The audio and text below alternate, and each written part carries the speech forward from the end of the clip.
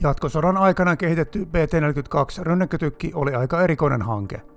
Venäläiseen BT-7 sotasaalistankin alustalle asennettiin suomalainen torni ja siihen pultattiin brittien vanha 114 mm haupitsi. Yhdistelmä oli juuri niin huono kuin miltä kuulostaakin. Panssarointi oli vähäistä, vaunu oli teknisesti epäluotettava, moottori pahasti alitehoinen ja se haupitsikin oli ensimmäisen maailmansodan teknologiaa.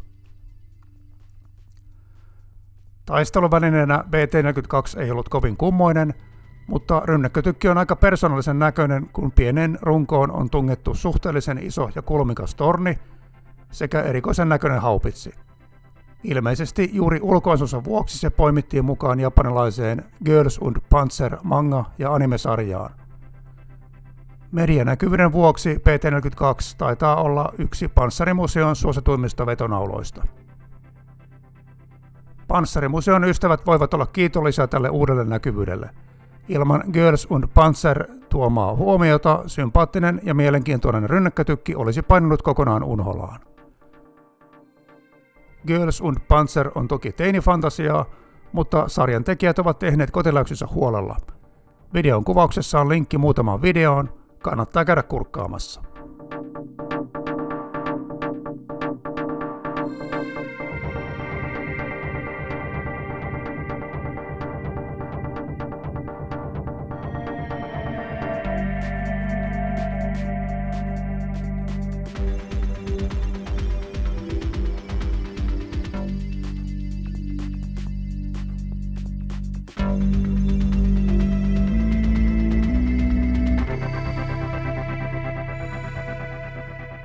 Talvisodasta oli opittu, että sotiminen tuntuu epäreilulta, jos vastapuolella panssarivaunuja piisaa ja itsellä niitä ei ole lainkaan.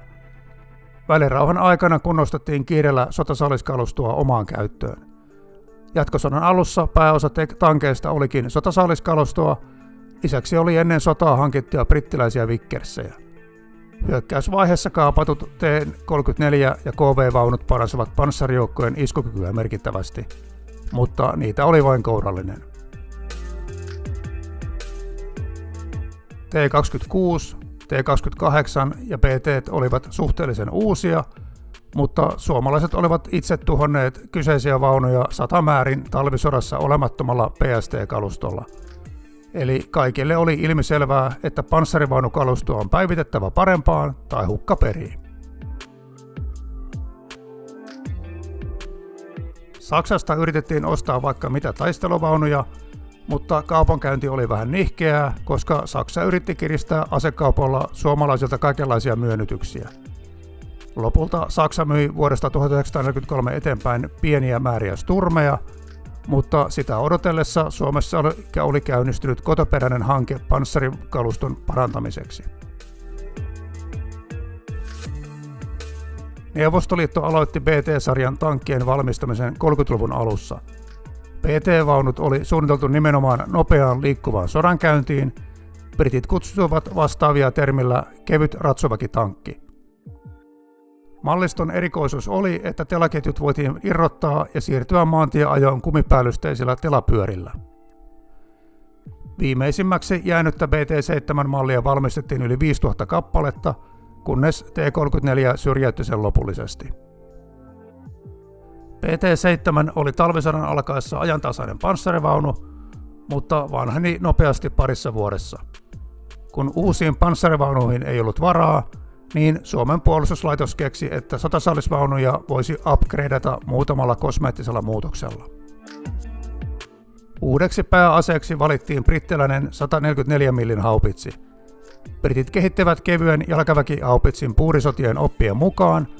Se otettiin palveluskäyttöön 1910 ja oli käytössä ensimmäisessä maailmansodassa kaikilla rintamilla. Haupitsin perusajatuksena on ampua tykin painoon nähden raskaita granaatteja suhteellisen lähellä sijaitseviin kohteisiin.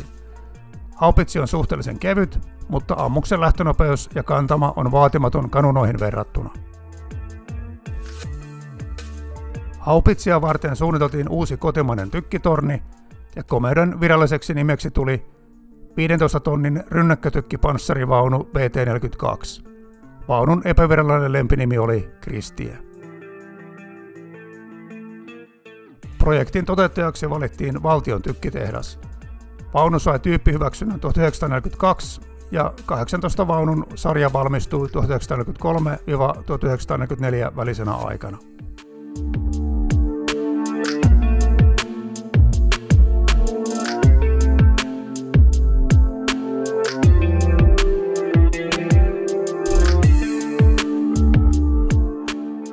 Vaunu ei kentältä kerännyt kehuja, eikä sen nimiin kirjattu näyttäviä taisteluraportteja.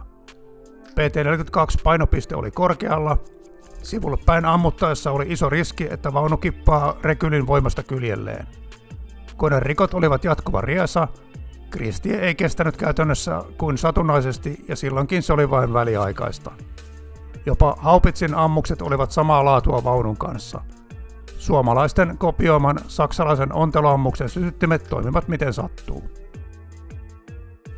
Jälkiviisana voi sanoa, että Valtion tykkitehdas saattoi olla vähän väärä valinta valmistajaksi. Heillä oli osaamista nimenomaan tykistöstä ja niihin liittyvistä ajoneuvosta, mutta puuttui tietotaitoa taisteluvaunuista. BT-42 jälkimmäinen huonona panssarivaununa on vähän epäreilu, sillä se ei oikeasti ollut taisteluvaunu. BT-42 oli rakenteellisesti kevyt telahaupitsi, joka voi tukea jalkaväkeä suorasuuntaustulella. Siinä roolissa BT-42 pärjäsi ihan ok. Syvärin suunnalla BT-42 tuhosivat useita venäläisten bunkkereita. BT-42 oli pahoissa ongelmissa kohdatessaan ajantasaisia venäläisiä tankkeja. Vaunu oli hidas ja kömpelö, eikä haupitsi purrut T-34 edes lähietäisyydeltä.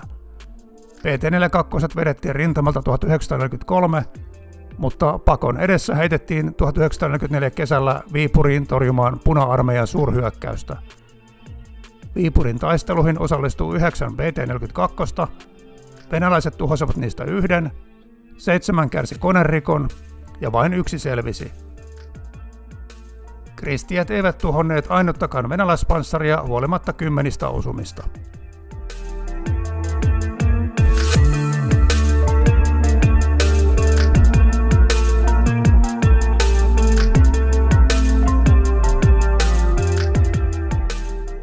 Sota loppui, jäljelle jääneet PT-42 lähetettiin naulatehtaalle, yksi sentään museoitiin Parolan panssarimuseoon.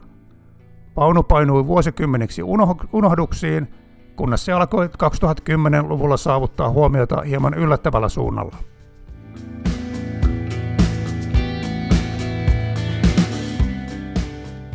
Girls und Panzer on japanilainen franchise-sarja, jonka ympärillä on julkaistu TV-sarjoja, elokuvia, pelejä, sarjakuvia ja novelleja.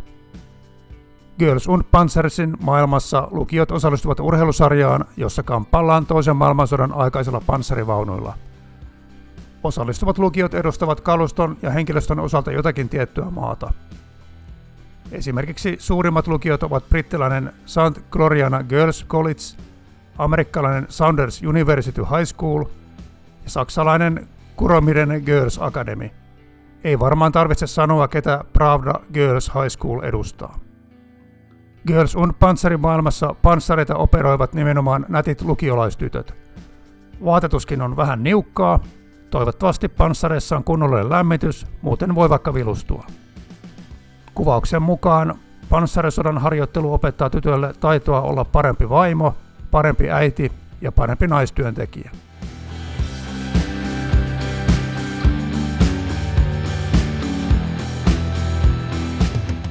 Sarjassa on myös pienempiä lukioita. Yksi näistä on suomalaisuuteen nojaava Jatkosota High School.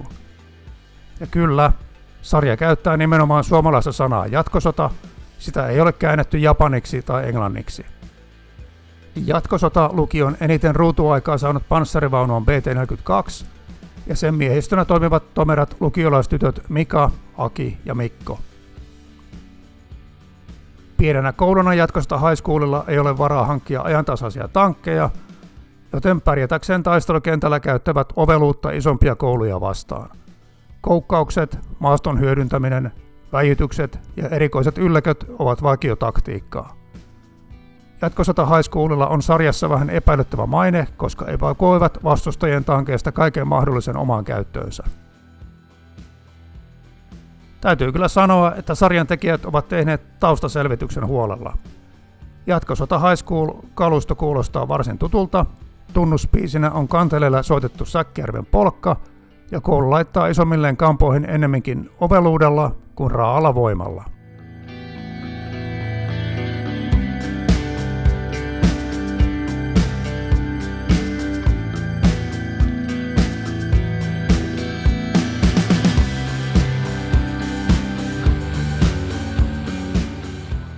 Onhan tuo hämmentävä tarina, kuinka huono rynnäkkötykki on löytänyt tiensä japanilaiseen piirrossarjaan. Ja itse tunnustan, etten olisi tiennyt PT42 ilman tätä uutta julkisuutta. Girls und Panzer on silkkaa teinifantasiaa, mutta täytyy kehasta, että tekijät näyttävät perehtyneen lähdesaineistoon huolella. Vaunut on piirretty tarkasti, juonenkäänteet nojaavat vaunujen oikeisiin ominaisuuksiin.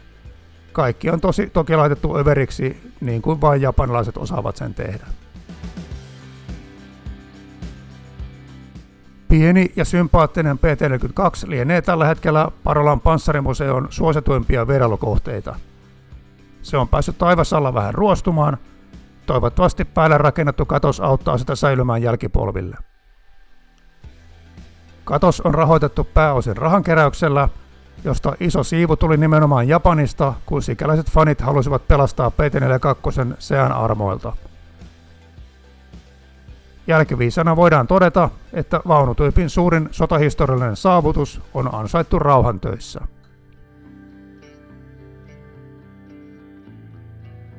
Sympaattista vaunua kannattaa ehdottomasti käydä kurkkaamassa.